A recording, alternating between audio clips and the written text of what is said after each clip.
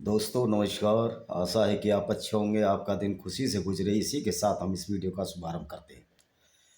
आज इस एपिसोड में ये बताया जाएगा कि जो जंग बदर हुई थी वो किस लिए हुई थी और इस लड़ाई का अंत क्या रहा था और क्या क्या मोहम्मद साहब ने इसमें झूठ बोले, क्या क्या मौलाना जो इस्लामिक मौलाना है उस जंग को सही ठहराने की कोशिश करते हैं, उसके बारे में भी चर्चा करेंगे। पहले हम इसका तफसील से यानी कि विस्तृत रूप में इसकी व्याख्या करते हैं, आखिर ये जंग बदर थी क्या। तो देखिए, जंग बदर एक ऐसी लड़ाई थी। जंग बदर मोहम्मद की थी लूट पर नज़र। आप इस एपिसोड में ये देखेंगे कि मोहम्मद ने अपनी लालची निगाहों से मक्का के जो कुरैश कबीले का जो कारवां था, अबू सुफियान जो कि इनका चचेरा भाई था, उसको लूटने के लिए एक योजना बनाई। मोहम्मद साहब जब मदीना में रहते थे तो इनका मेन काम था जो मक्का से जो सीरिया कबीले जाते थे और फिर वापसी पर जो कबीले आते थे उनको लूट लेना उनका इरादा था, और इसी से इनकी जीवन रोटी, इनकी रोजी रोटी चलती थी। तो मक्का की जो लूट हुई, उस मक्का की जो बदर की लूट थी, जो जंग बदर थी, जंग बदर की नज़र थी अबू सुफियान के लूट पर नज़र, अबू सुफियान के माल पर नज़र थी। यही जंग बदर थी। अबू सुफियान काफिले पर नज़र थी, उनका माल लूटना, यही जंग बदर थी। जंग बदर यानी ये थी माल पर, दूसरे के माल पर नज़र, और उसको लूटने के लिए जंग बदर का आगाज़ हुआ। ये मोहम्मद साहब ने खुद किया। और मोहम्मद साहब के बारे में जो झूठ बोलते हैं मौलाना, उनका भी खुलासा करेंगे। एक मिनट रुकिए।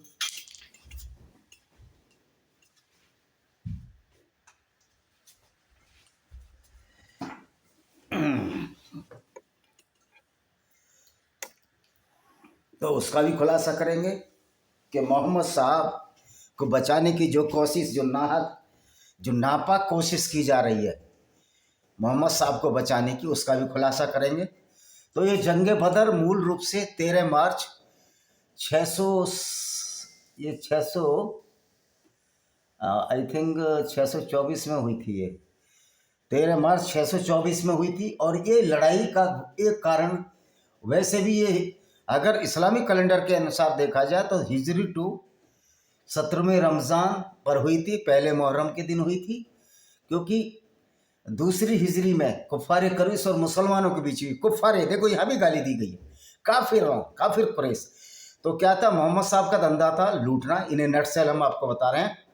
तो ये अपने खुफिया लगाए रहते थे। इन्होंने अबू सुफियान जो कि कुरैश कबीले का, इन्हीं का चचेरा भाई था, उसको लूटने की योजना बनाई। इनको पता लगा कि अबू सुफियान सीरिया से मक्का के रास्ते अपने घर जा रहा है, बीच में मदीना पड़ता, आप नक्शे में देख लीजिए।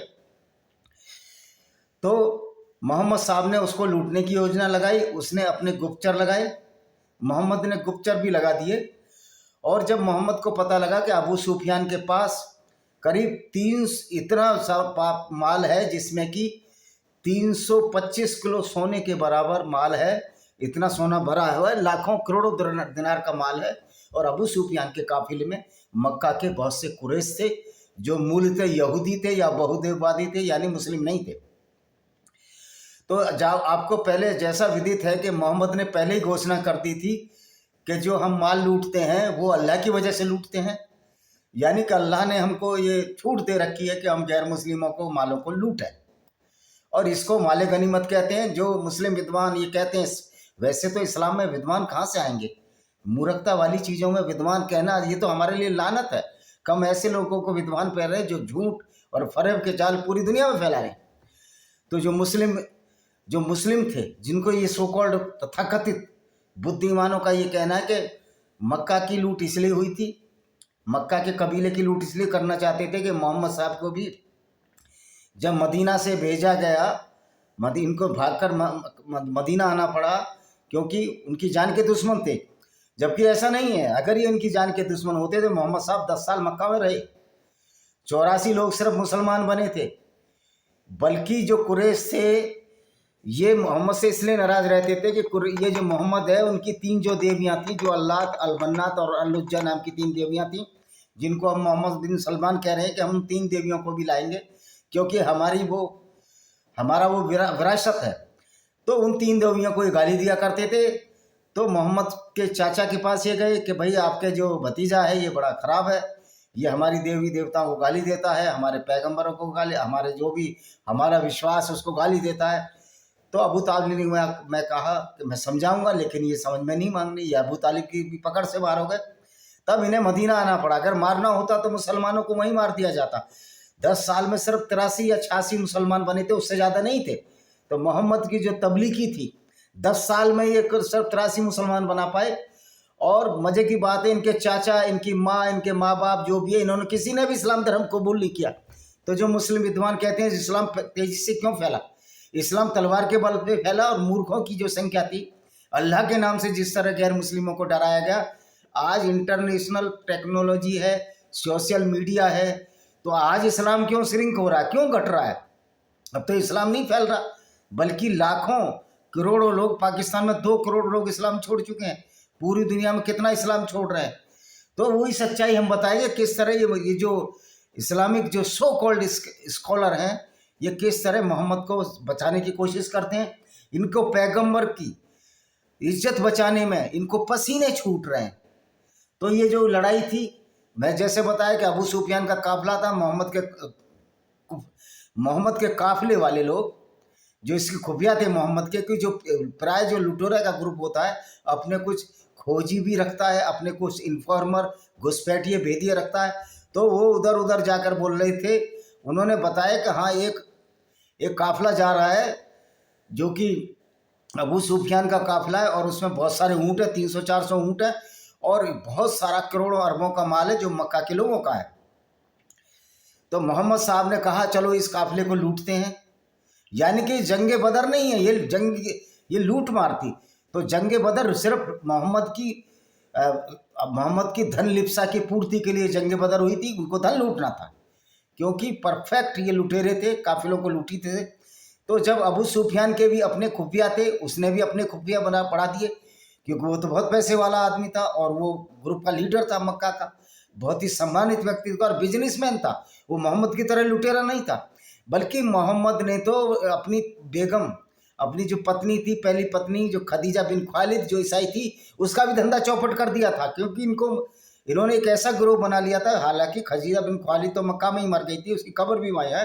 तो मोहम्मद साहब का लूटपाट का सिलसिला जारी रहा, जिसके फलस्वरूप ये जंगे बदर हुई। तो अबू सुफियान को भी खुफिया अंदाज से पता लग गया कि भाई ये मोहम्मद काफिले लूटने वाला है हमारे, क्योंकि उसने कई काफिलों को लूटने की पहले भी कोशिश की थी। तो अबू सुफियान चालाक व्यक्ति था, उसके घुसपैठिए थे। उसने अपना जो काफिला पश्चिम की ओर मोड़ दिया। यानी आप मदीना देखोगे तो मदीना से पश्चिम की ओर, यानी समुद्र तट की ओर चला गया। तो उसके बाद जब इनको इन्फॉर्मर सूचना मिली मोहम्मद को, तो मोहम्मद एक सफरा नाम की एक जगह वहाँ की पहाड़ी पर रुक गए। और जब वहाँ पर पहाड़ी पर रुक गए तो इन्होंने अपने खुफिया लगा दिए। लेकिन तभी जब अबू सुफियान को ये पता लगा कि मेरे काफिले को लूटने की कोशिश कर रही है, तो उसने एक दूत तेजी से मक्का की तरफ भेजा। देखिए, मक्का की तरफ भेजा, जंगे बदर मक्का की तरफ भेजा। और जब मक्का की तरफ जब भेजा तो उसने वहाँ बोला कि तुम्हारे काफिले को, अबू सुफियान के काफिले को लूटने की बात हो रही है। तो उन्होंने बहुत सारी सेना भेजी। जब उन्होंने बहुत सारी सेना भेजी तो उस सेना में जो वृद्ध थे, जो मक्का में ही रह गए, जो बुढ़े थे, उन्होंने अपने लोगों को, जवानों को भेजा या अपने गुलामों को भेजा, जो भी कुछ भेजा, और खुद वो मक्का में ही रुक गए। वृद्ध लोग लड़ नहीं सकते थे। तो इस तरह करीब 1000 लोगों का जो ग्रुप है वो भी घाटी के सामने जम गया। और उनमें से दो व्यक्ति ये खोज लेने आए। उन्होंने जो मक्का के जो कुरैश कबीले के लोग थे कि जाइए पानी ढूंढिए, तो पानी ढूंढा गया। पानी ढूंढने के क्रम में हजरत मोहम्मद ने 2 व्यक्तियों को पकड़ लिया और उनसे पूरा कबीले की बातचीत करते रहे, मक्का का पूछताछ करते रहे। उन्होंने कहा हम जो है गुलाम हैं उनके, हम सेना के लोग नहीं हैं। लेकिन हजरत अली ने उनको इतना मारा कि मार मार कर बेहोश कर दिया। तो मोहम्मद ने उनसे पूछा कि तुम कुछ उनके बारे में कुछ जानते हो? उन्होंने कहा हम तो नहीं जानते। तो अब ये बताइए कि वहाँ कितने ऊँट रोज़ कत्ल होते हैं, ज़िबा होते हैं? उन्होंने कहा किस दिन 9 ऊँट, किसी दिन 10 ऊँट, तो मोहम्मद ने अंदाज़ा लगाया कि 1000 लोग वहाँ काफिले में हैं।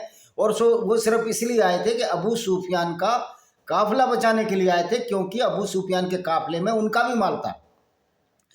लेकिन जब अबू सुफियान पश्चिम की तरफ चले गए तो उन लोगों को पता ही नहीं लगा, अबू सुफियान के लोगों को पता ही नहीं लगा कि मक्का के लोग हमारी सुरक्षा के लिए आ गए हैं। तो अबू सुफियान तो अपना काफिला लेकर निकल गए, लेकिन उनका कोई इंटरेक्शन नहीं हुआ। मक्का जाने में पता लगा कि अबू सुफियान को पता लगा कि मक्का से कुछ आदमी भेजे गए थे काफिले बचाने के लिए। और जब अब मक्का से काफिले बचाने के लिए आदमी भेजे गए थे, तब तक वो अबू सुफियान ने आने की सोची होगी, नहीं सोची कि इसका विवरण नहीं है, लेकिन तब तक लड़ाई खत्म हो गई थी। देखिए ये क्या है, जंगे बदर 17वीं रमजान से 21वीं रमजान तक दूसरी हिजरी में, यानी 622 और तो 624 में, 13 मार्च 624 हिजरी दूसरी हिजरी, मतलब है 622 623 पहली हिजरी, 624 दूसरी हिजरी। जब मोहम्मद ने मक्का से मदीना गए थे, उसी को हिजरी बोलते हैं ये, और कोई बड़ी तीरंदाजी की बात नहीं है। 622 से इनका पहला साल शुरू होता है, 623 से उसको पहला हिजरी बोला जाता है। तो मुसलमानों के बीच हुआ। तो फिर हुआ क्या कि जब जो मक्का के जो कुरैश कबीले के लोग थे, उन्होंने कहा जब पानी देखो कहाँ है। तो एक व्यक्ति को पानी देखने के लिए भेजा, तो उसने बताया हाँ पानी तो है, मोहम्मद साहब ने हौज बना रखी है और ऊंची पहाड़ी पर है।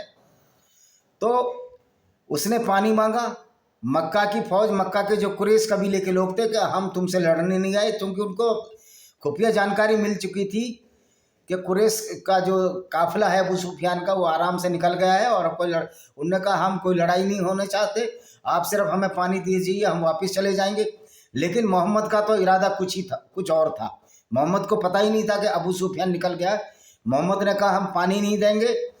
जब पानी नहीं दिया तो उनमें से एक आदमी उतबा ने कहा मैं पानी पीकर रहूँगा, कुछ भी हो जाए। और वो उतबा जब उनकी तरफ बढ़ने लगा तो उसका एक पैर काट दिया। फिर भी वो पानी के लिए भटकता रहा। मतलब 2 दिन तक मोहम्मद ने उनको पानी देने से इनकार किया, जबकि कुरैश कबीले के लोग कहते थे कि अब हम लड़ना नहीं चाहते, आप सिर्फ हमें पानी दे दो, हम भूखे हैं, प्यासे हैं 2 दिन से, लेकिन 2 दिन से पानी नहीं लिया। तब मजबूर होकर कुरैश कबीले के लोग पानी की तरफ झपटे और उसी में लड़ाई हुई। और मोहम्मद ऐसी ऐसी आयतें भेजता रहा जब लोग लड़ने के तैयार नहीं थे कि आप लड़ो। और इस लड़ाई में बाद में जो, अब वो पूरी लड़ाई मैं बता देता हूँ आपको। इनका कारवां सीरिया से मदीना की ओर लौट रहा था, ये नहीं कि हदीसों से बता रहा हूँ। और जब पैगंबर ने साथियों ने उनकी संपत्ति जब्त करने और उसने दुश्मन की आर्थिक शक्ति को कमजोर करने के लिए अबू सुफियान के नेतृत्व वाले कारवां की ओर बढ़ने का आदेश दिया। अबू सुफियान को तकनीक के बारे में पता चला। मुसलमानों ने बड़ी जल्दी से एक दूत को मदद मांगने के लिए मक्का भेजा। मुसलमानों ने नहीं, कुरैश कबीले ने। अबू सुफियान क्या, ये मैंने तुमको सब बता दिया है।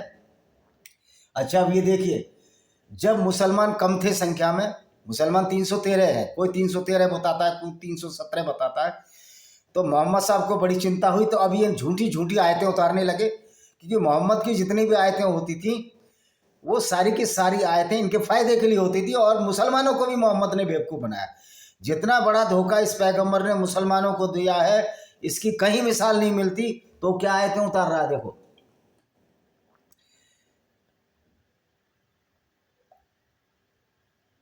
तो अल्लाह के रसूल ने बहुत सी आयतें उतारी, और आयतें इतनी उतारी, कौन कौन सी आयतें उतारी कि आप नहीं जानते कि हमारे साथ अल्लाह है और हम युद्ध को जीतेंगे। यानी लूट मार करने के मामले में अल्लाह उनका साथ देता। देखो लड़ाई मैं बता देता हूँ जो इनकी है, ये देखिए।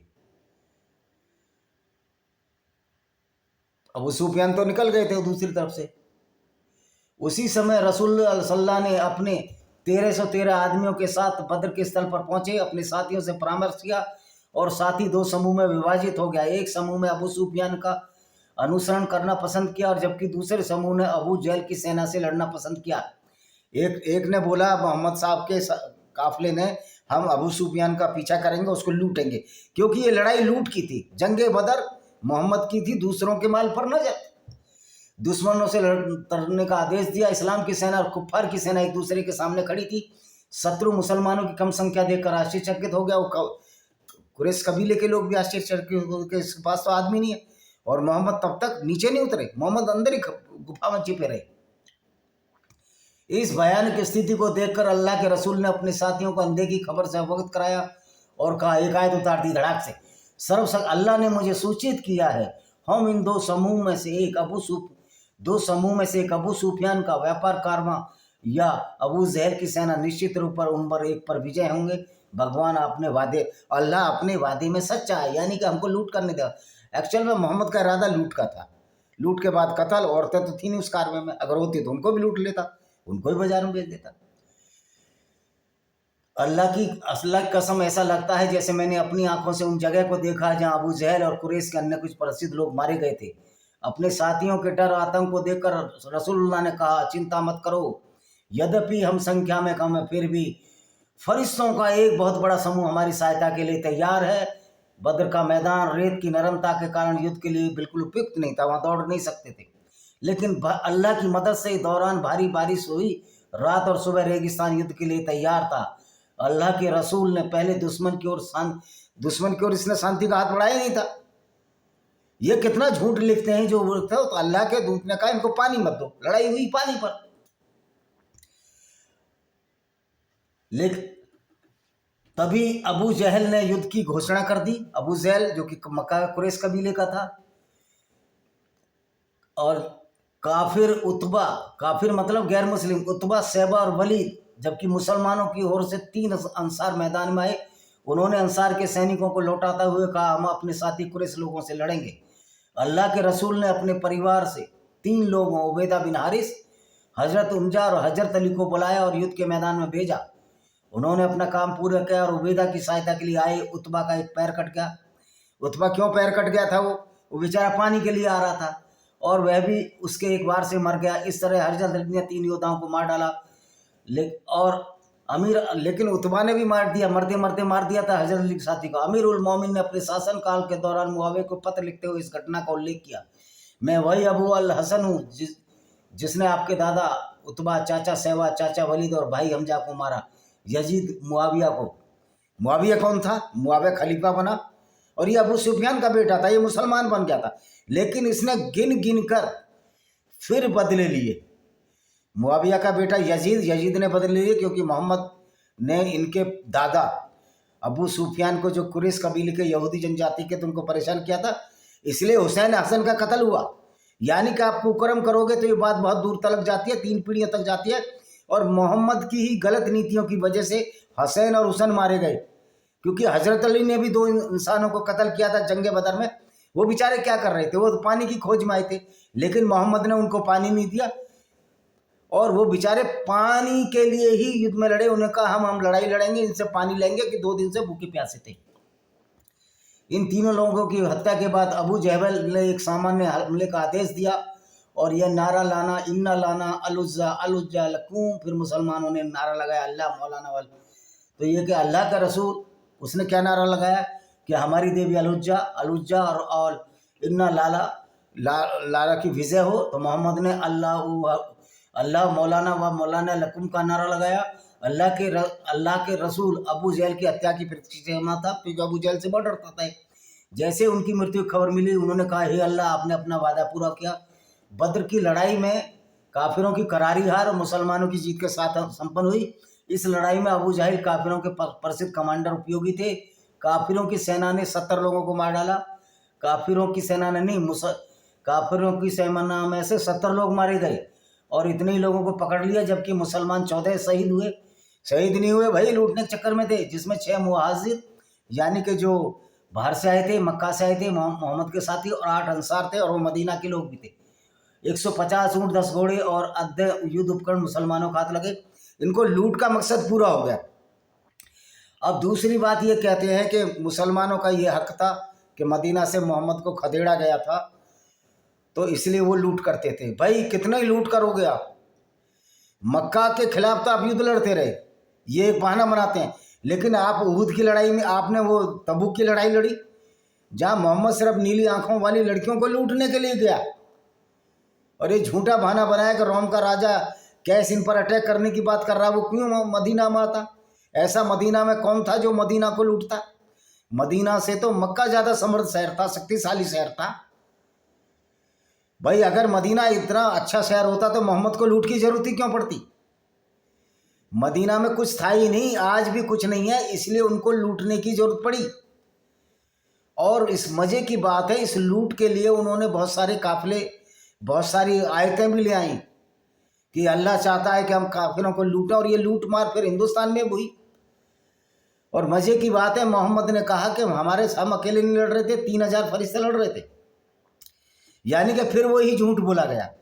भाई 3000 फरिश्ते अगर लड़ रहे थे तो एक फरिश्ता एक आदमी के लिए भेजा। वो तो एक मुसलमान, वो तो कुरैश कबीले के लोग तो 1000 थे, क्योंकि उनके पास कोई 900 ऊँट बताता है। तो 1000 के लिए मतलब 3 फरिश्ते एक इंसान के लिए भेजे। वैसे तो कहते हो कि एक मुसलमान 10 गैर मुस्लिमों पर भारी है, तो कुरान की आयत है। फिर आपके 313 मुसलमानों को तो 3000 पर भारी होना चाहिए था, जबकि जो कुरैश कबीले के लोग थे तो 1000-1200 ही आए थे।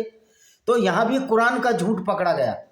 यहाँ भी कुरान की आयत झूठी सिद्ध हुई कि एक मुसलमान 10 के बराबर होता है।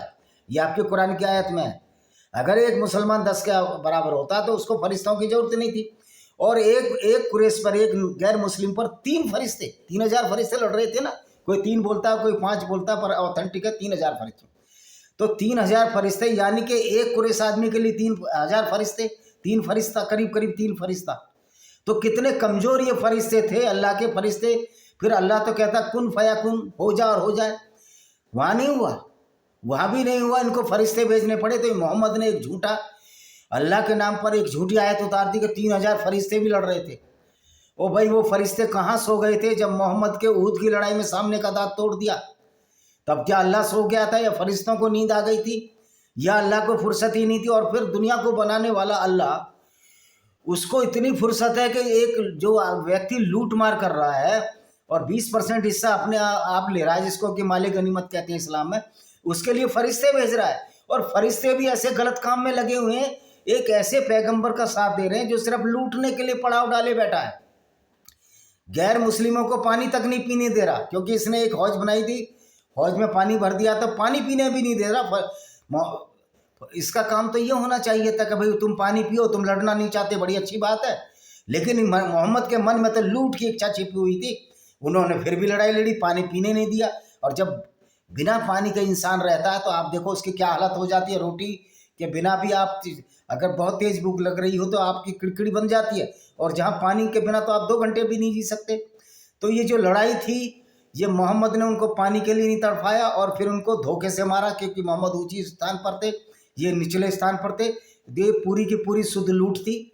मोहम्मद अबू सुफियान का काफिला लूटना चाहते थे। अबू सुफियान बहुत बुद्धिमान व्यक्ति था, वो काफिले को दूसरी तरफ से ले गया।